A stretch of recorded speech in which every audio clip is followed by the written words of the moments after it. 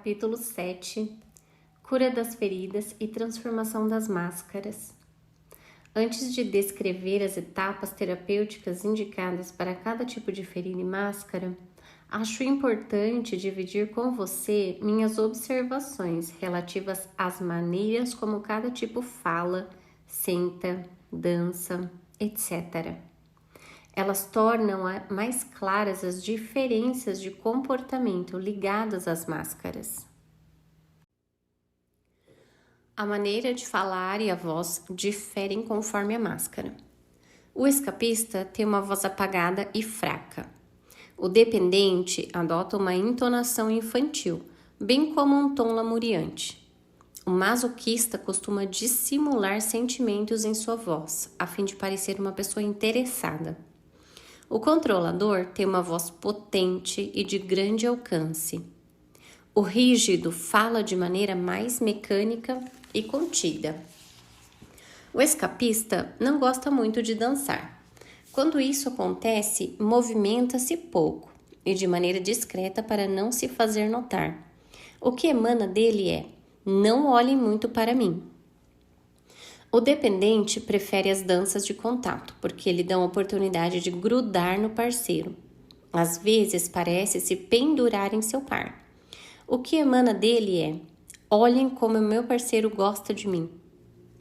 O masoquista adora dançar e aproveita-se disso para mostrar sua sensualidade. Dança pelo prazer de dançar. O que emana dele é: olhem quão sensual posso ser. O controlador ocupa muito espaço, gosta de dançar e utiliza-se disso para seduzir. É uma oportunidade para ser o centro das atenções. O que emana dele é: olhem para mim. O rígido é um exímio dançarino. Apesar da rigidez das pernas, ele esbanja ritmo. Fica sempre atento para não errar. É aquele que mais faz aulas de dança. Os muito rígidos são sérios, mantêm-se impertigados e parecem inclusive contar os passos enquanto dançam. O que emana dele é: olhem como danço bem. Que tipo de carro você prefere? A descrição abaixo indica a personalidade que influencia a sua escolha. O escapista gosta de carros com cores escuras, que passam despercebidos. O dependente prefere um carro confortável e original. O masoquista escolhe um veículo pequeno, onde ele se sinta comprimido. O controlador compra um carro potente e chamativo. O rígido prefere um carro clássico, de alto desempenho, pois quer ser compensado pelo que gastou. Você pode aplicar essas características a outras categorias de compras, bem como a maneira de se vestir. A maneira de sentar-se indica o que uma pessoa vivencia enquanto fala ou escuta. O escapista se apequena em sua cadeira e gosta muito de esconder os pés sob as coxas. Não encostando no chão, pode fugir com mais facilidade. O dependente afunda na cadeira ou se apoia no braço da poltrona ao seu lado, por exemplo. Inclina o torso para frente. O masoquista senta-se com as pernas abertas. Quase sempre escolhe uma cadeira ou poltrona que não lhe convém. Ele parece desconfortável. O controlador, quando escuta, senta-se e joga o corpo para trás, com os braços cruzados. Quando fala, se debruça para convencer melhor seu interlocutor. O rígido senta-se bem aprumado. Às vezes fecha bem as pernas e alinha o seu corpo, o que acentua seu aspecto rígido. Quando cruza as pernas e braços, é para não sentir o que ocorre à sua volta. Em diversas entrevistas que fiz, pude constatar que o indivíduo se senta de modos diferentes dependendo do que está vivenciando. Vejamos uma pessoa portadora das feridas da injustiça e do abandono. Enquanto me conta seus problemas, seu corpo relaxa e a parte superior da coluna desce. Ele está refletindo sua ferida do abandono. Instantes depois, quando lhe faço uma pergunta sobre algo que quer evitar, seu corpo se apruma enrijece e ela me diz que, nesse aspecto, está tudo bem. O mesmo acontece com sua maneira de falar, que pode mudar várias vezes durante uma conversa. Observando atitudes físicas e psicológicas das pessoas ao seu redor, você será capaz de reconhecer em que momento você mesmo ou alguém do seu convívio está usando uma máscara e saberá o tipo de medo vivenciado naquele instante. Pude notar um fato muito interessante com relação aos medos. Já mencionei aqui o maior medo de cada tipo de caráter. E constatei que a pessoa que veste determinada máscara não se dá conta de seu medo, mas as pessoas à sua volta percebem facilmente o que ela quer a todo custo evitar. O maior medo do escapista é o pânico. Ele não se dá conta disso, pois foge antes de entrar em pânico e quase sempre evita situações em que isso aconteceria. Em contrapartida, as pessoas ao seu lado percebem sua agitação, pois seus olhos o traem o tempo todo. O maior medo do dependente é a solidão. Ele não a vê, pois faz de tudo para não ficar sozinho. Quando está só, pode fingir que está bem, sem, no entanto, notar que busca ansiosamente alguma ocupação para passar o tempo. Sem a presença física de alguém, a televisão e o telefone lhe farão companhia. Para seus amigos, é fácil ver e sentir esse grande medo da solidão nele, mesmo quando está cercado de pessoas. Seus olhos tristes também o traem. O maior medo do masoquista é a liberdade. Ele se julga livre, pois é muito solicitado pelos outros e dispõe-se a ajudá-los. Muitas vezes, inclusive, faz mais do que lhe pedem. Ele não percebe, contudo, que cria várias imposições ou obrigações que o impedem de escutar as próprias necessidades. Seus amigos e parentes, em contrapartida, veem como ele se sacrifica pelos outros. Seus olhos arregalados para o mundo indicam que está sempre à espreita das necessidades alheias. Os maiores medos do controlador são a dissociação e a renegação. Quando não quer mais falar com alguém, cria situações de conflito. Embora atraia para si separações ou situações em que renega uma pessoa, não percebe que teme isso. Ao contrário, julga que tais separações ou renegações são melhores para si, pois acha que assim não será mais enganado. O fato de ser muito sociável e receptivo o impede de ver o número de pessoas que ele descartou na vida. Aqueles que o cercam se dão conta disso com mais facilidade. Seus olhos também o traem. Severos, chegam a dar medo, podendo inclusive afastar os outros quando demonstram raiva. O maior medo do rígido é a frieza.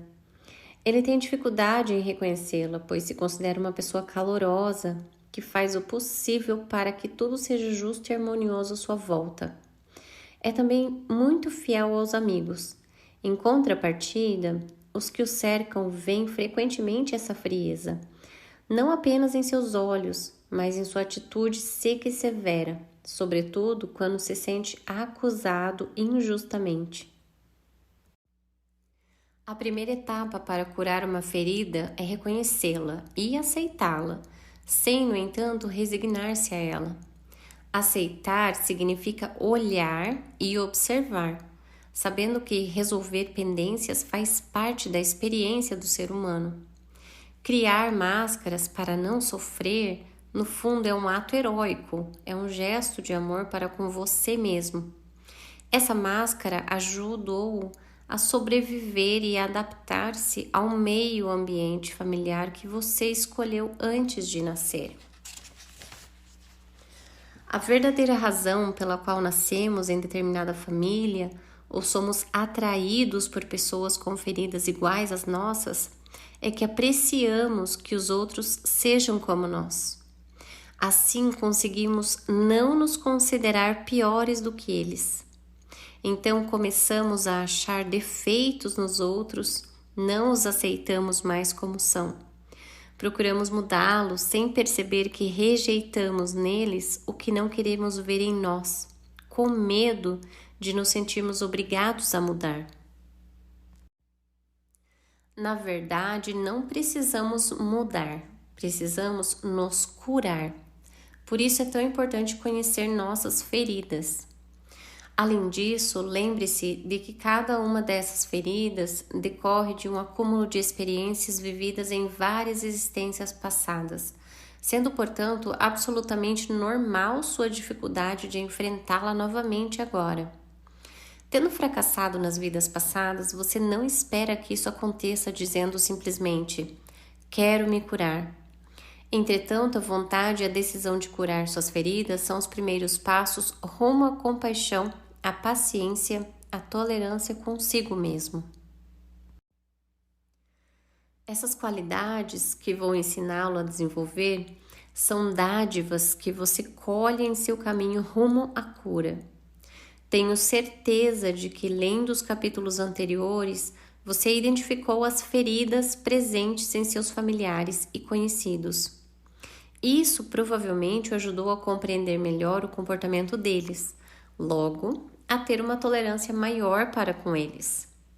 Como já mencionei, é importante não se prender às palavras para identificar as feridas ou as máscaras. Por exemplo, você pode viver uma experiência de rejeição e se sentir traído, abandonado e humilhado, ou mesmo percebê-la como uma injustiça.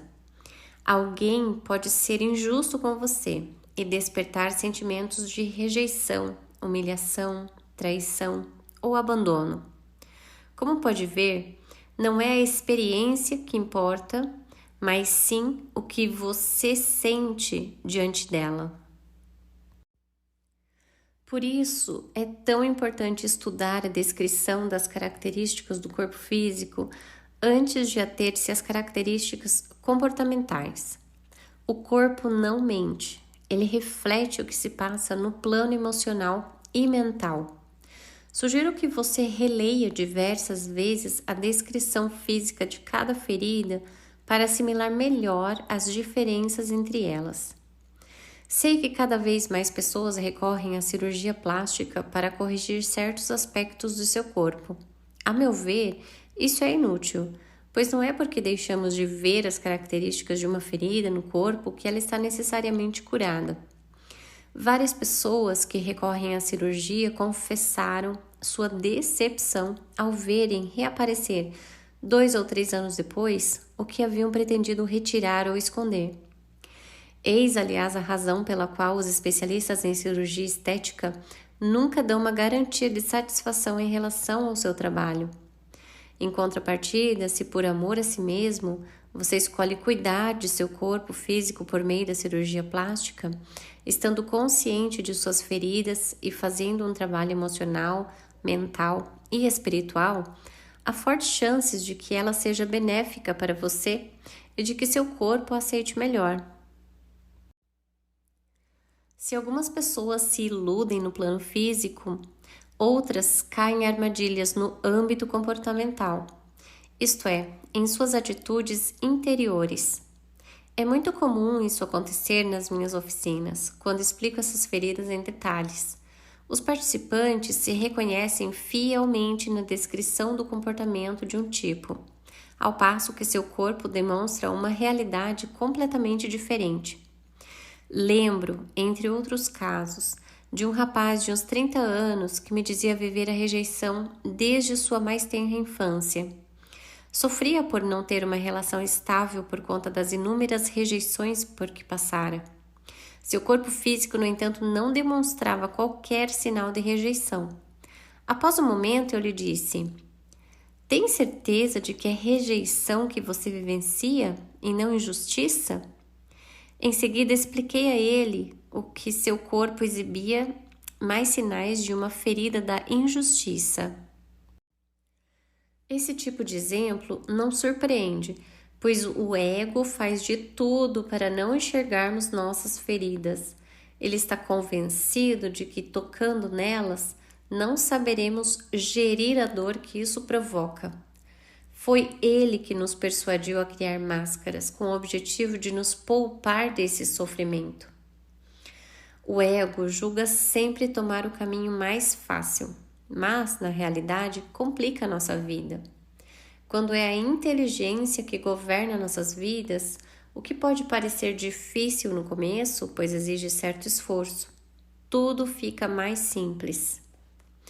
Quanto mais esperamos para tratar de nossas feridas, mais elas se agravam.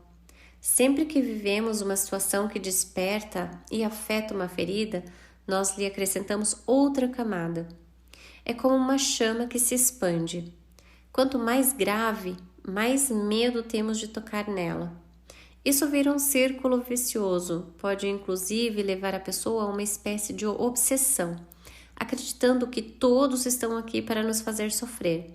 Por exemplo, o indivíduo muito rígido verá injustiça em toda parte e se tornará um perfeccionista exagerado. O escapista se sentirá rejeitado por todos e se convencerá de que ninguém irá amá-lo, e assim por diante. A vantagem de reconhecer sua ou suas feridas é passar a olhar para o lugar certo. Antes agíamos como uma pessoa que vai ao médico para tratar o fígado, quando na realidade é o coração que tem problemas. Essa situação pode durar anos, como no caso desse rapaz que tentava achar uma solução para a rejeição que julgava viver, sem que nada se resolvesse. Após diagnosticar o que efetivamente o importunava, ficou em condições de solucionar seu problema e iniciar o processo de cura da ferida. Convém esclarecer que há uma diferença entre ter a máscara de dependente e sofrer de dependência afetiva. Não são apenas as pessoas que têm a ferida do abandono e, portanto, a máscara de dependente, que sofrem de carência afetiva. Toda pessoa, qualquer que seja sua ferida, pode ser dependente no nível afetivo. Por quê? Porque nos tornamos dependentes afetivos quando sofremos de carência afetiva. E sofremos de carência afetiva quando não nos amamos o bastante. Logo, procuramos o amor do outro para conseguir nos convencer de que podemos ser amados. A função das máscaras é mostrar que nos impedimos de ser nós mesmos, porque não nos amamos o suficiente. Com efeito, lembre-se de que todos os comportamentos associados a cada uma das máscaras representam reações e não comportamentos baseados no amor por si mesmo.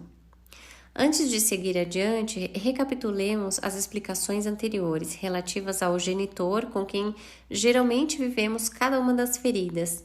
Isso é importante para conseguir curá-las. A rejeição é vivida com o genitor do mesmo sexo. Menina, mãe. Menino, pai. O escapista sente-se rejeitado pelas pessoas do mesmo sexo que ele. Ele as acusa de rejeitá-lo e sente mais raiva delas do que de si mesmo. Em contrapartida, quando vive uma situação de rejeição com alguém do sexo oposto, está rejeitando a si mesmo. É igualmente possível que o que ele julga ser rejeição nessa experiência com as pessoas do sexo oposto seja, na verdade, abandono.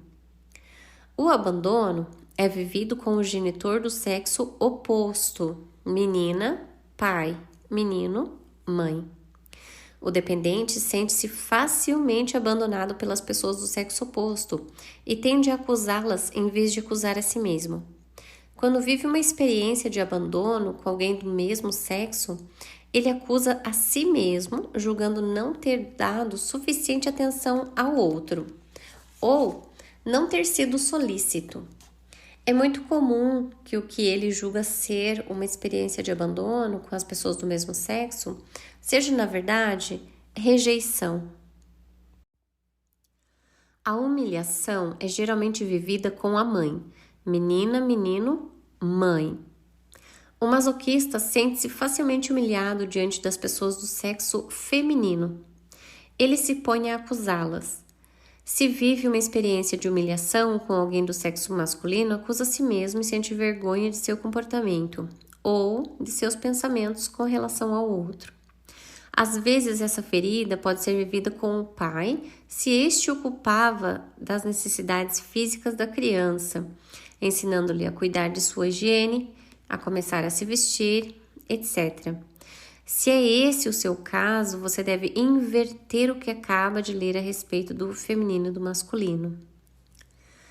A traição se manifesta com o genitor do sexo oposto. Menina, pai. Menino, mãe. O controlador sente-se facilmente traído pelas pessoas do sexo oposto e tende a acusá-las por sua dor ou por suas emoções. Quando vive uma experiência de traição com alguém do mesmo sexo, acusa a si mesmo e se odeia por não ter percebido a tempo essa experiência a fim de impedi-la. É mais provável que o que ele julga ser traição da parte das pessoas do mesmo sexo seja, na verdade, uma experiência que ativa sua ferida da injustiça. A injustiça é vivida com o genitor do mesmo sexo, menina mãe, menino pai. O rígido sofre então de injustiça com as pessoas do mesmo sexo e as acusa de serem injustas com ele.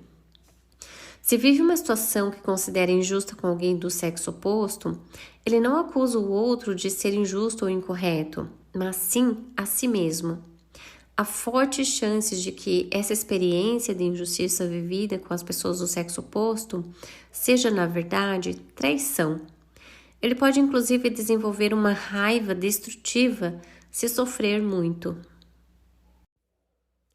Quanto mais essas feridas doem, mais normal e humana se torna a reação de recriminar o genitor que julgamos responsável por nos fazer sofrer.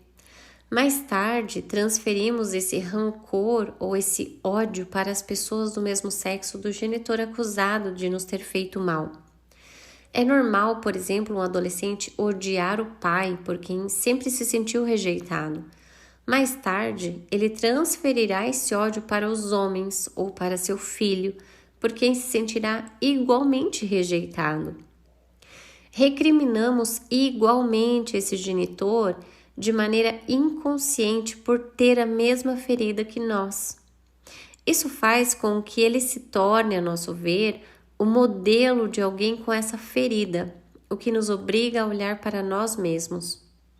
Desejamos também, de forma inconsciente, ter outro modelo. Isso explica porque não queremos de jeito nenhum nos assemelhar a ele. Não gostamos do que ele reflete para nós.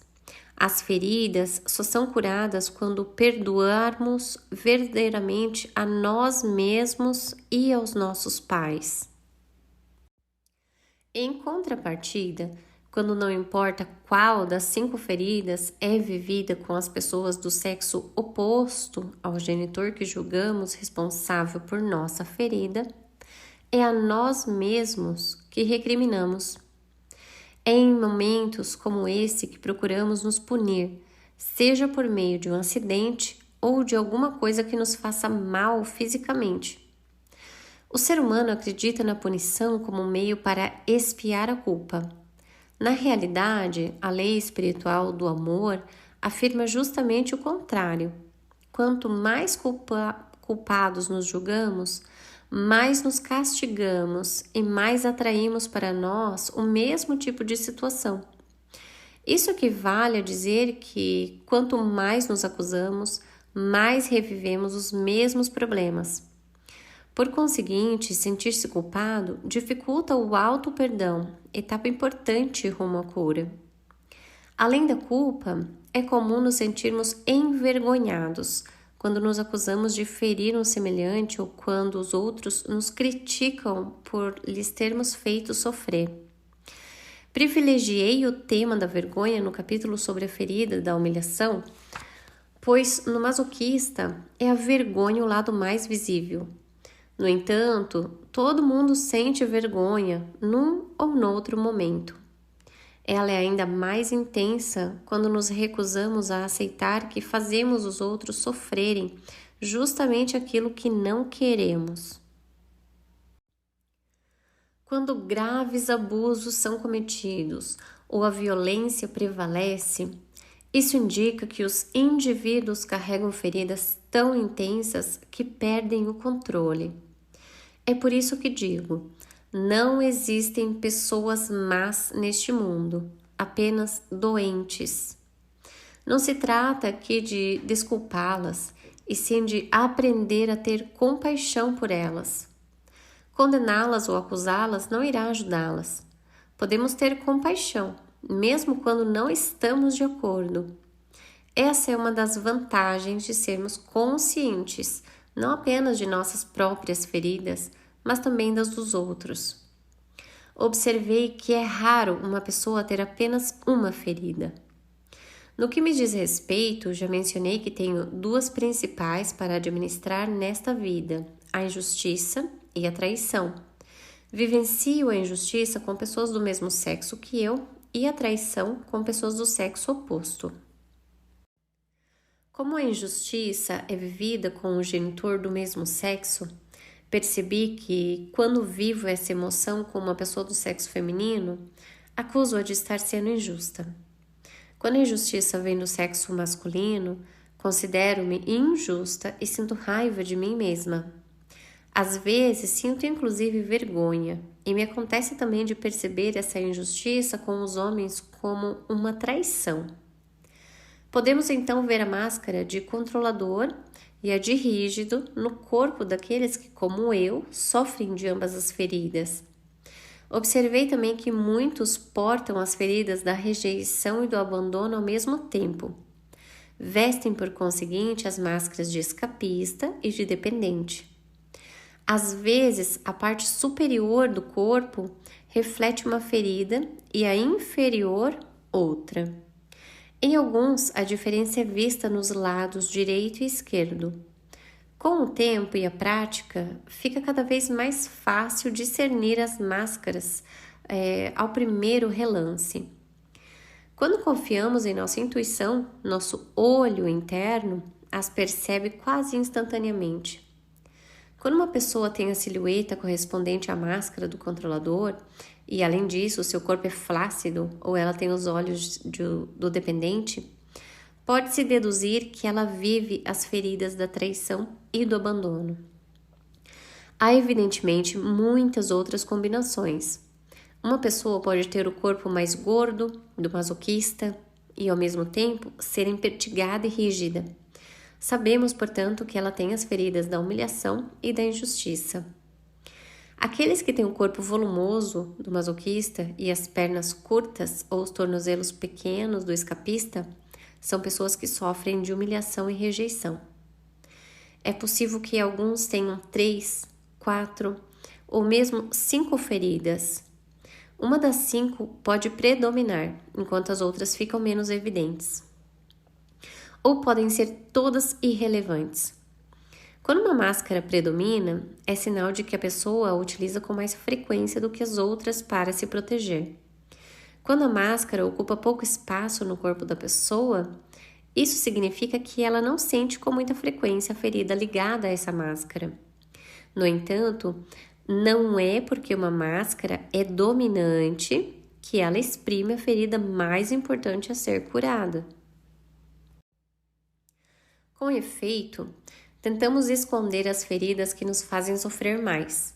Já mencionei nos capítulos anteriores que desenvolvemos a máscara de rígido, que é a injustiça, e a de controlador, traição, que são máscaras de controle e força, a fim de esconder a ferida da rejeição, do abandono ou da humilhação. Essa força serve para camuflar o que machuca mais. Daí ser tão frequente ver uma dessas 3 feridas surgir com a idade, pois o controle tem seus limites. É principalmente a máscara de rígido, graças à sua capacidade de se controlar, que tem a maior possibilidade de esconder outra ferida. A pessoa masoquista é rígida, por exemplo, e rígida pode conseguir vigiar seu peso durante certo tempo, mas não consegue mais se controlar. Ela engorda logo. A alma que vem à Terra para curar a ferida da traição Procura um genitor do sexo oposto forte, sólido, que sabe ocupar seu lugar, que não perde o controle e não é excessivamente emotivo. Ao mesmo tempo, o controlador quer que esse pai seja compreensivo, confiável e que corresponda a todas as suas expectativas e necessidades de atenção, o que lhe evitaria sentir-se abandonado e traído. Se esse pai mostra indiferença, ele se sente abandonado, mas se demonstra uma fraqueza qualquer ou uma falta de confiança nele, o controlador vivencia isso como uma traição. Se o genitor do sexo oposto é muito autoritário, agressivo ou violento, não raro se estabelece uma relação de força entre eles na adolescência, o que alimenta a ferida da traição de ambos. O ser humano é um especialista em encontrar todo tipo de desculpas e explicações quando seu corpo muda. Podemos notar que ele não está preparado para se olhar e, sobretudo, que tem muita dificuldade em aceitar a ideia de que o corpo humano seja tão inteligente. Ele se recusa a admitir que a mais ínfima modificação em seu corpo físico é uma maneira de chamar a sua atenção para alguma coisa que ele vive intimamente, mas não quer examinar naquele momento. Seria muito bom se as pessoas compreendessem que, quando seu corpo decide chamar sua atenção para um de seus comportamentos interiores, é na realidade seu Deus interior que utiliza seu corpo físico para ajudá-las e se tornar consciente de que já possuem as ferramentas necessárias para enfrentar o que receiam encontrar. Em vez disso, preferimos continuar a ter medo de descobrir nossas feridas e continuamos a carregar as máscaras criadas para escondê-las, julgando assim que tais feridas irão desaparecer. Lembre-se, usamos nossas máscaras para nos proteger quando temos medo de sofrer e reviver uma ferida. Todos os comportamentos descritos nos capítulos anteriores só são adotados quando portamos nossas máscaras. Tão logo as incorporamos, deixamos de ser nós mesmos, adotando o comportamento ligado à máscara utilizada. O ideal é conseguir detectar rapidamente a máscara assim que colocamos e, sem nos julgar ou criticar, identificar a ferida que tentamos esconder. Talvez você seja uma daquelas pessoas que muda de máscara uma ou várias vezes ao dia. Talvez seja do tipo que usa a mesma máscara por meses ou anos a fio, antes que outra ferida flore. No momento em que você se der conta disso, fique feliz por ter percebido e agradeça o incidente ou a pessoa que tocou sua ferida, pois lhe permitiu enxergar que ainda não conseguiu curá-la. Você está consciente de sua ferida, assim você se dá o direito de ser humano. É de suma importância dar-se o tempo necessário para a cura. Quando você conseguir pensar de modo natural, vesti tal máscara, foi por esse motivo que reagi dessa forma. Sua cura estará bem avançada. Recapitulo agora a maneira de saber se você ou outra pessoa acaba de colocar uma máscara para se proteger. Quando sua ferida da rejeição está ativada, você veste a máscara do escapista. Este o leva a querer fugir da situação ou da pessoa com quem você acha que vivenciará a rejeição, temendo entrar em pânico e se sentir impotente. Essa máscara também pode convencê-lo a ficar o mais invisível possível, evitando dizer ou fazer algo que possa fazê-lo ser ainda mais rejeitado pelo outro. Essa máscara faz com que você acredite que não é suficientemente importante para ocupar seu lugar, que não tem o mesmo direito de existir que os outros. Quando sua ferida do abandono é impulsionada, você veste a máscara de dependente. Ela o leva a se comportar como uma criança, que procura chamar a atenção com choro, queixa ou submissão, pois acha que não pode conseguir alcançar nada sozinho. Essa máscara lhe fornece os meios para evitar que o abandonem e para obter mais atenção. Pode inclusive convencê-lo a ficar doente ou a arranjar um monte de problemas para atrair o apoio que procura. Quando a ferida da humilhação é despertada, você veste a máscara de masoquista. Esta o faz esquecer suas necessidades para só pensar nas dos outros, sendo uma pessoa boa, generosa e sempre disposta a prestar favores, mesmo que além dos seus limites. Também dá um jeito de assumir as responsabilidades e os compromissos dos que parecem ter dificuldade de cumprir com seus deveres. E isso antes mesmo que lhe peçam algo. Faz de tudo para ser útil, para não se sentir humilhado, rebaixado. Assim, acaba sem a sua liberdade, que você preza tanto. Sempre que suas ações ou iniciativas são motivadas pelo medo de sentir vergonha ou de ser humilhado, você está vestindo sua máscara de masoquista. Quando você vivencia a ferida da traição, adota a máscara de controlador, que o torna desconfiado, cético, autoritário e intolerante devido às suas expectativas. Você faz de tudo para mostrar que é uma pessoa forte e não se deixa enganar facilmente, em especial quando decide pelos outros. Essa máscara o leva a fazer de tudo para evitar perder sua reputação, até mesmo a mentir. Você se esquece das suas necessidades e faz o que for preciso para que os outros pensem que é uma pessoa confiável. Além disso, essa máscara lhe permite exibir uma aura de pessoa segura de si, mesmo que você não esteja muito confiante em suas próprias decisões ou ações. Quando a ferida da injustiça é ativada, você veste a máscara de rígido, que o torna uma pessoa fria, brusca e seca no que se refere ao tom de voz e aos movimentos. Assim como sua atitude, seu corpo também se torna rígido. Essa máscara faz com que você se torne muito perfeccionista e faz vivenciar muita raiva, impaciência, crítica e intolerância para consigo mesmo. Você é muito exigente e não respeita seus limites. Todas as vezes que se controla, se reprime e é severo em relação a si. É sinal de que se colocou sua máscara de rígido.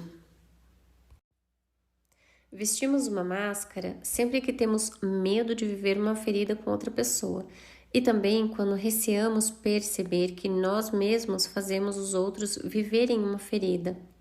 Logo, agimos sempre com o intuito de ser amados ou com medo de perder o amor dos outros. Adotamos um comportamento que não corresponde ao que somos.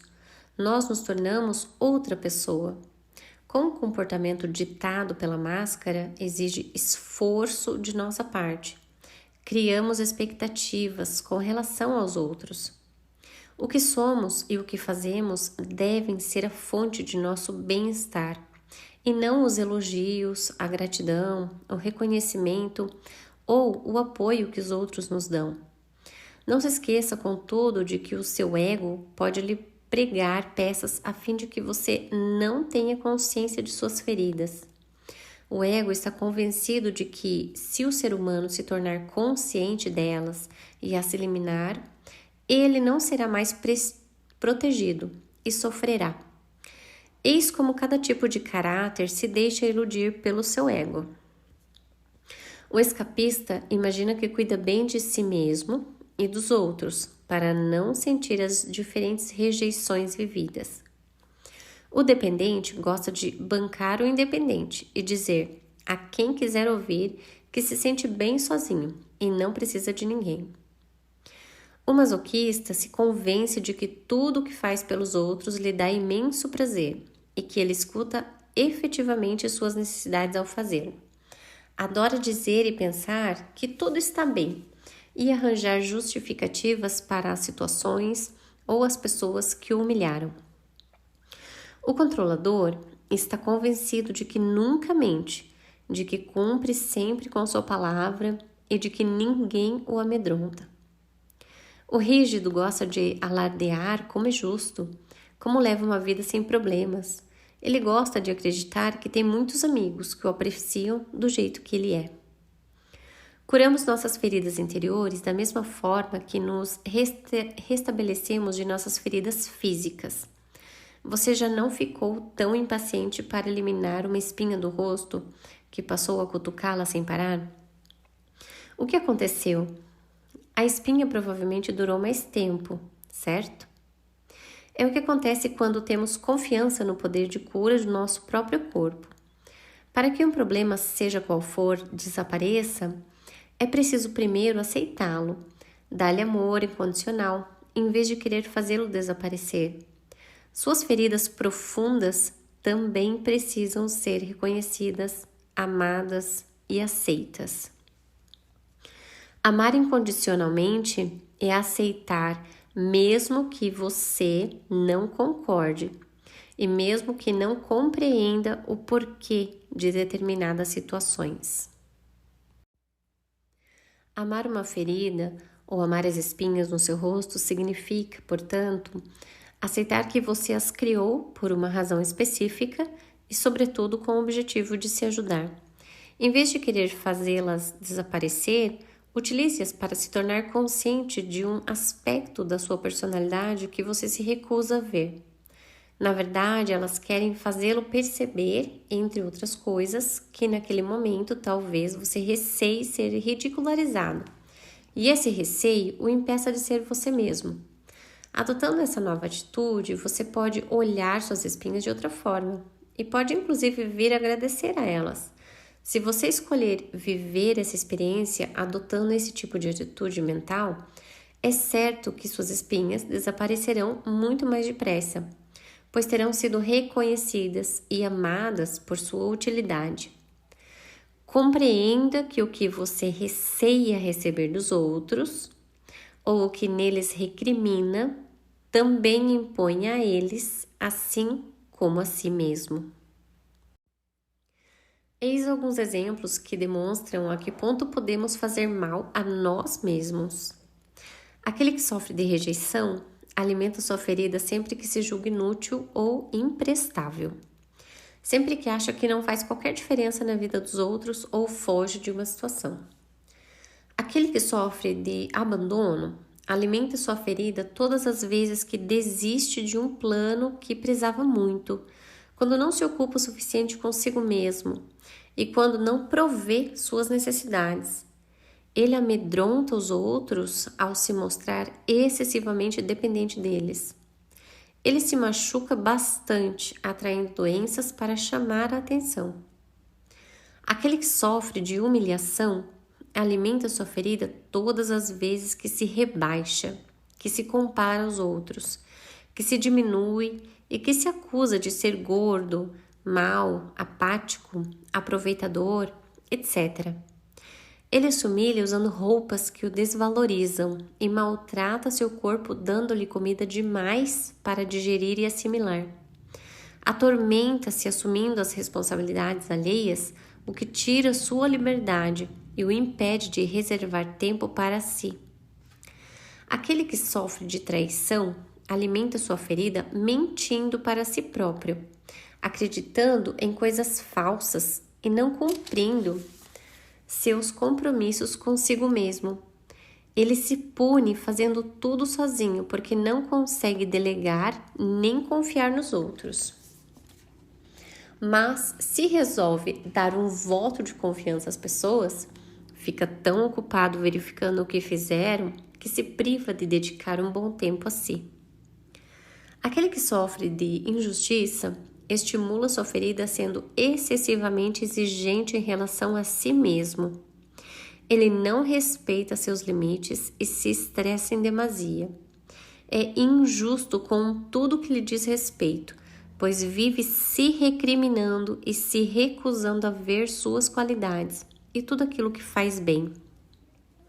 Ele sofre quando enxerga apenas o que não foi feito ou o erro cometido e tem dificuldade para encontrar prazer nas coisas. Já mencionei a importância de aceitarmos de modo incondicional as nossas feridas. É igualmente necessário aceitar as máscaras. Amar e aceitar uma ferida significa reconhecê-la. Saber que você retornou a esta terra para curá-la e aceitar que seu ego quis protegê-lo, criando uma máscara. Portanto, agradeça a você mesmo por ter tido a coragem de criar e cultivar uma máscara que contribuiu para ajudá-lo a sobreviver. Hoje, entretanto, essa máscara o prejudica mais do que ajuda. Chegou a hora de se convencer de que pode sobreviver mesmo sentindo-se ferido. Você não é mais aquela criança incapaz de administrar sua ferida. É um adulto experiente e maduro, com uma visão diferente da vida, que tem a intenção de se gostar mais. No primeiro capítulo, afirmei que passamos por 4 etapas quando criamos uma ferida. Na primeira, ainda somos nós mesmos. Na segunda, sofremos ao descobrir que não podemos ser nós mesmos, pois isso não interessa aos adultos à nossa volta. Infelizmente, os adultos não percebem que a criança tenta descobrir quem é, e em vez de deixarem nascer ela mesma, ficam mais preocupados em lhe dizer quem ela deve ser. Na terceira etapa, reagimos à dor vivida. É nesse momento que a criança começa a ter crises e a resistir aos pais. Na última etapa, a da resignação, decidimos adotar uma máscara para tentar não decepcionar os outros e, sobretudo, não reviver o sofrimento decorrente de não termos sido aceitos quando éramos nós mesmos. A cura será realizada quando você conseguir inverter essas 4 etapas, retornando à primeira, quando ainda é você mesmo. Nesse processo, a primeira coisa a ser feita é tornar-se consciente da máscara a qual você recorre. Nesse processo de cura, a segunda etapa é vivida quando você se revolta ao ler esses capítulos ou resiste a assumir sua responsabilidade, preferindo acusar os outros pelo seu sofrimento. Tenha em mente que essa resistência é normal, afinal de contas você está descobrindo um lado seu que não aprecia, ou que é desagradável. Essa etapa é vivenciada de modo diferente por cada um. Alguns sentem mais revolta e resistência que outros. A intensidade da sua revolta depende do seu grau de aceitação, de abertura, bem como do grau de sua ferida no momento em que você toma consciência do que está acontecendo em seu íntimo. A terceira etapa é aquela em que você deve se dar o direito de ressentir com um de seus pais ou com ambos. Quanto mais sentir o sofrimento que a criança em você viveu, mais compaixão terá por ela e maior será a intensidade com que atravessará essa etapa. É também durante essa fase que você se libertará de seus pais, sentindo compaixão pelo próprio sofrimento deles. Por fim, a 4ª etapa da cura é aquela em que volta a ser você mesmo, em que deixa de acreditar que precisa vestir suas máscaras para se proteger. Você aceita que a vida seja entremeada de experiências que servem para lhe ensinar o que é benéfico e inteligente para a sua jornada. É o que se chama de amor próprio. Como o amor tem um grande poder de cura e reposição de energia, prepare-se para observar diversas transformações e melhorias na sua vida, tanto em suas relações com os outros quanto em seu corpo físico. Lembre-se de que gostar-se significa dar-se o direito de ser exatamente como você é, aqui e agora, e se aceitar mesmo fazendo aos outros o que censura em si mesmo. O amor não tem nada a ver com o que você faz ou possui. Amar-se é, então, Permitir-se às vezes magoar os outros, rejeitando-os, abandonando-os, humilhando-os, traindo-os ou sendo involuntariamente injusto com eles. Essa é uma etapa importante na cura de suas feridas. O amor verdadeiro é a experiência de ser você mesmo. Para alcançar essa etapa mais rápido, sugiro que ao fim de cada dia você faça um balanço de tudo o que aconteceu. Descubra a máscara que prevaleceu em você, fazendo-o reagir em determinada situação ou ditando sua conduta com os outros ou consigo mesmo. Em seguida, registre essas observações sem esquecer de incluir como se sentiu. Para terminar, perdoe-se, dando-se o direito de ter utilizado essa máscara, sabendo que naquele momento você acreditava, do fundo do coração, ser o único meio de se proteger. Ressalto que sentir-se culpado e acusar-se é o melhor meio para continuar a reagir da mesma forma, sempre que uma situação análoga se apresentar. Nenhuma transformação é possível sem aceitação. Como você sabe que vivencia plenamente essa aceitação? Quando percebe que seu comportamento, que acaba de afetar outra pessoa ou você mesmo, é natural em qualquer ser humano e que você está disposto a assumir as consequências, sejam quais forem. Essa noção de responsabilidade é primordial no processo de aceitação. O fato de ser humano significa que você não pode agradar a todos e que tem direito a certas reações que podem desagradar. Aceite-se sem julgar ou criticar-se. A aceitação é, então, o elemento desencadeador da cura. Para sua grande surpresa, você descobrirá que quanto mais se permitir trair, rejeitar, abandonar, humilhar e ser injusto, menos o fará. Surpreendente, não é mesmo? Bem, se você entendeu tudo o que eu expliquei neste livro, não deve ter se espantado muito. Caso contrário, não lhe peço que acredite em mim, pois essa noção não pode ser compreendida intelectualmente. Ela deve ser vivenciada. Repito, essa grande lei espiritual em todos os meus livros, oficinas e conferências, pois ela precisa ser ouvida diversas vezes para ser assimilada. Ao se dar o direito de fazer aos outros o que você teme viver, a ponto de ter criado uma ou várias máscaras para se proteger, será mais fácil permitir que os outros ajam da mesma forma. E às vezes tenham comportamentos que venham despertar suas feridas.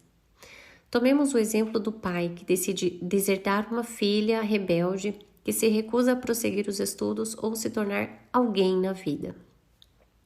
Ela pode perceber essa decisão como uma traição, um abandono, uma rejeição, uma humilhação ou uma injustiça.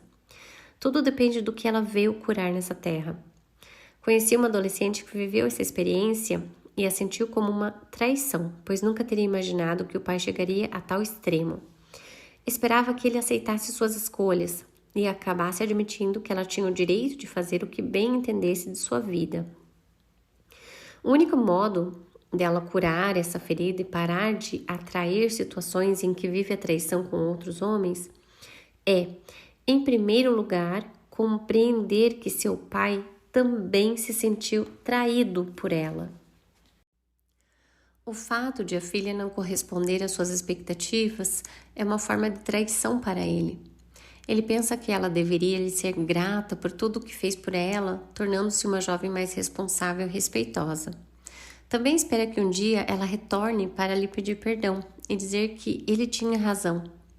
O que se passa entre o pai e a filha nos indica que esse homem viveu esse mesmo tipo de traição com a própria mãe e que esta, por sua vez, experimentou com ele.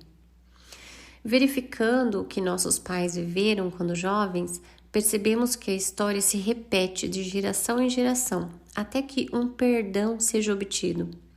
Isso nos ajuda a ter mais compaixão e compreensão em relação aos nossos pais.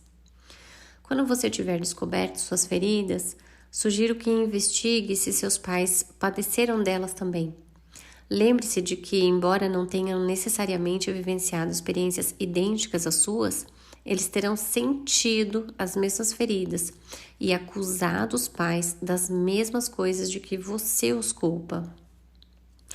Esse processo se torna mais fácil quando paramos de nos acusar pelos comportamentos ditados por nossas feridas e aceitamos que isso é parte de nossa condição humana. Sentimos-nos então mais à vontade para interpelar nossos pais sem medo de sermos acusados. E eles, não se sentindo julgados, têm mais facilidade de se abrir conosco. Ao conversar com eles, você os ajudará a consumar seu processo de perdão em relação aos próprios pais, ou seja, seus avós. Isso também os ajudará a se permitir ter feridas que os fazem reagir e se comportar como não pretendiam. Quando conversar com o genitor com quem você viveu a ferida, sugiro que se questione se ele experimentou a mesma ferida que você. Se, por exemplo, você é uma mulher e diz à sua mãe que viveu uma rejeição com ela desde a adolescência, pergunte-lhe se ela se sentiu rejeitada por você. Isso lhe permitirá liberar emoções represadas por muito tempo e quase sempre inconscientes. Graças a você, sua mãe poderá tornar-se consciente disso. Em seguida, tente fazê-la falar do que ela viveu com a mãe dela. Por exemplo, se dirige igualmente aos homens com seus pais. Ressalto que se você idealizou o pai com quem viveu uma ferida, e principalmente se o considerava um santo, é normal achar difícil recriminá-lo. Pense que se esse pai era como um santo para você, provavelmente porque ele tinha a ferida da injustiça e se controlava para não mostrar o que sentia. Em virtude do seu grande devotamento, as pessoas do tipo masoquista também podem passar a imagem de santos. Eis algumas técnicas para você saber se suas feridas estão no caminho da cura. Sua ferida da rejeição está no caminho da cura quando você ocupa cada vez mais o seu lugar, quando ousa se afirmar. Mesmo quando alguém parece esquecer-se de sua existência, você consegue se sentir bem consigo mesmo. Tornam-se raras as situações em que você receia entrar em pânico. Se sua ferida do abandono está em vias de desaparecer, quando você se sente bem mesmo estando sozinho e procurando menos atenção. A vida é menos dramática. Você tem cada vez mais vontade de realizar projetos e mesmo sem o apoio dos outros, consegue ir em frente. Se sua ferida da humilhação está diminuindo, você arranja tempo para observar suas necessidades antes de dizer sim aos outros. Você assume menos responsabilidades e se sente mais livre. Deixa de criar limites para si. É capaz de pedir ajuda sem se julgar importuno ou mesmo chato. Se sua ferida da traição está no caminho da cura quando você já não se sente tão mal quando alguém ou alguma coisa vem atrapalhar seus planos. Você relaxa com mais facilidade. Esclareço que relaxar significa deixar de se prender aos resultados, deixar de querer que tudo aconteça de acordo com o nosso planejamento. Você não busca mais ser o centro das atenções. Quando experimenta orgulho após uma conquista, consegue sentir-se muito bem, mesmo que os outros não a reconheçam. Sua ferida da injustiça está em vias de cura quando você se permite ser menos perfeccionista, cometendo seus erros sem vivenciar a raiva ou a crítica. Você se dá o direito de mostrar sua sensibilidade, se permite chorar na frente dos outros sem perder o controle e sem medo da opinião deles. Outra maravilhosa vantagem de curar nossas feridas é deixarmos de ser dependentes afetivos. A autonomia afetiva é a capacidade de saber o que queremos e de empreender as ações necessárias para realizá-lo. E se precisamos de ajuda, sabermos pedi-la sem esperar que uma pessoa em especial nos auxilie. A pessoa autônoma não pensa: o que vai ser de mim sozinha? Quando alguém desaparece de sua vida, passa um mau momento, mas sabe, no fundo, que pode sobreviver por conta própria. Espero que a descoberta de suas feridas lhe proporcione muita compaixão por você mesmo e que isso ajude a alcançar uma paz interior maior, vivenciando menos raiva, vergonha e rancor. Reconheço que não é fácil enfrentar o que nos faz mal. O ser humano inventou tantos meios para reprimir suas lembranças dolorosas que é muito tentador recorrer a um deles. Em contrapartida, quanto mais reprimimos nossas lembranças dolorosas, mais elas se alojam em nosso inconsciente. Então, um dia, quando tudo se torna insuportável e atingimos o limite do nosso controle, essas lembranças afloram e nossa dor fica ainda mais difícil de administrar.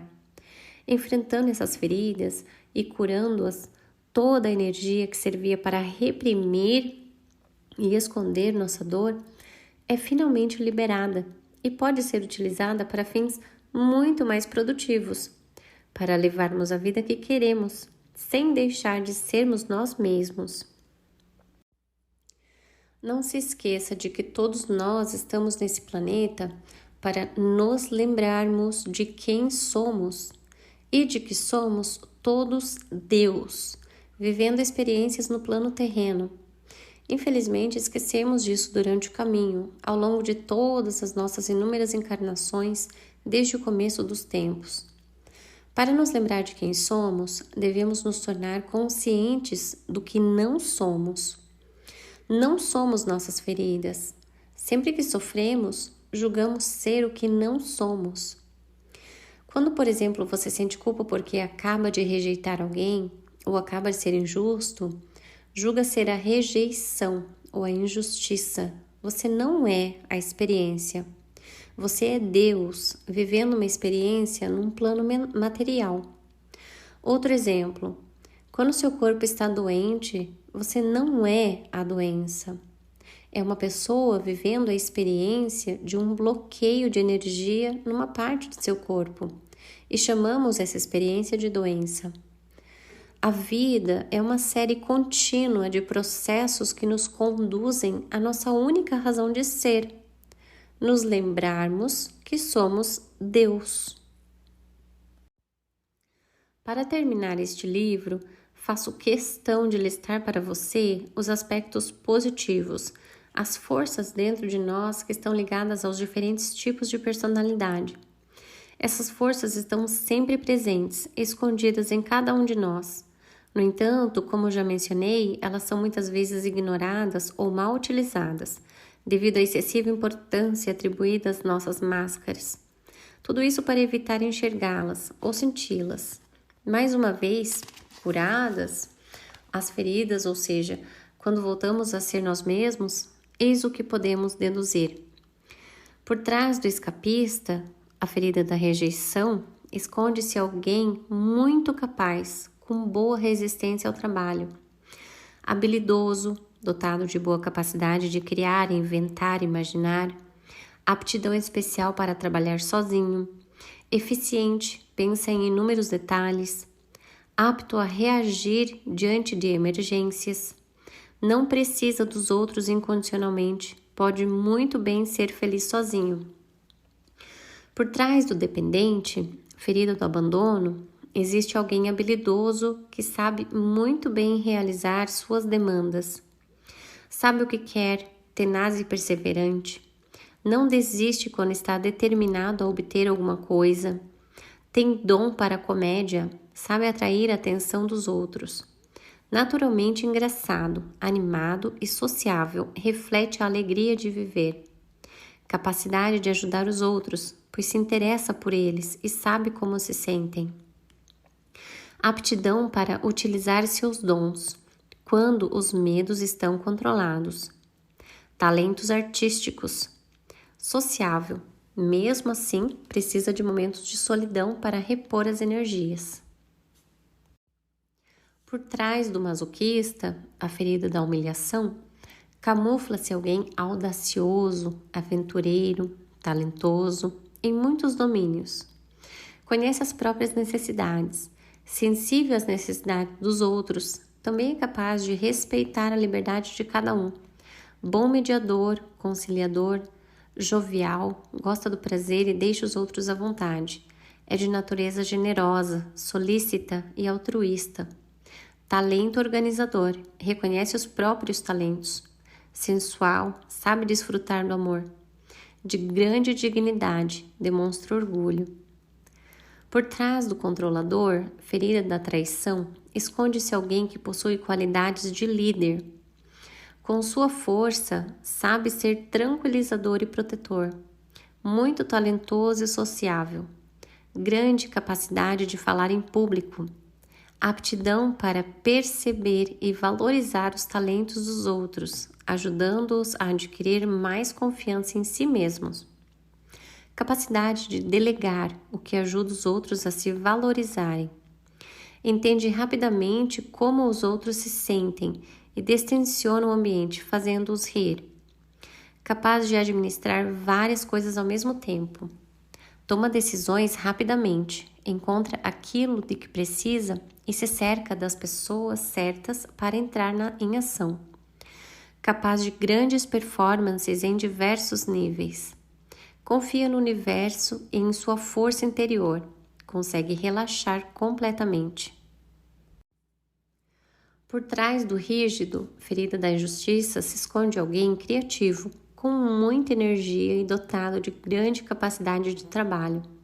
Organizado, excelente para realizar um trabalho que exija precisão. Tende a se preocupar e zelar pelos detalhes. Capacidade de simplificar, de explicar com clareza quando ensina.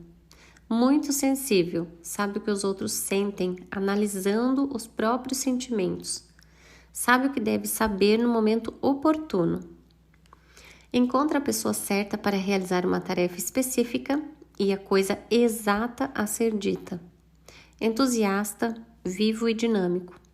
Não precisa dos outros para se sentir bem.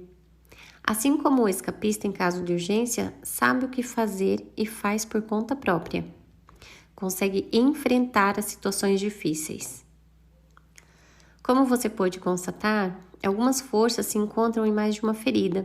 Elas se tornam, então, trunfos extraordinários para ajudá-lo a conseguir o que você quiser, inclusive a se libertar das máscaras. Repito que a criação de nossas máscaras exprime a maior traição de todas, a de termos esquecido que somos Deus. Termino este livro oferecendo-lhe um poema do poeta sueco Hjalmar Söderberg. Todos queremos ser amados, ou admirados, ou temidos, ou odiados e desprezados. Queremos despertar uma emoção no outro, seja ela qual for. A alma estremece diante do vazio e busca o contato a todo custo. Agradecimentos. Obrigada do fundo do meu coração aos milhares de pessoas com quem trabalhei ao longo de muitos anos, sem as quais minhas pesquisas sobre as feridas e as máscaras teriam sido impossíveis. Agradeço em especial a todos que participaram do curso Técnicas Eficazes em Relação de Ajuda. Graças à sua capacidade de se revelarem por completo, o material utilizado neste livro foi bastante enriquecido.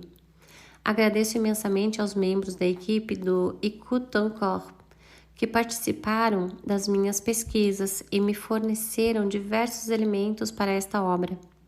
Graças a vocês, continuo a cultivar minha paixão pela pesquisa e a elaborar novos estudos. Para terminar, minha gratidão a todos que contribuíram de forma direta para a realização deste projeto, começando por meu companheiro, Jacques, que com sua presença tornou mais fáceis as horas concentradas neste livro, bem como Mônica Bourbeau, Shields, Odette Pelletier, Micheline Saint-Jacques, Nathalie Raymond, Edith Paul e Michel Derudé, que fizeram um super trabalho de correção do original, e por fim as ilustradoras Claude Augier e Elisa Palazzo.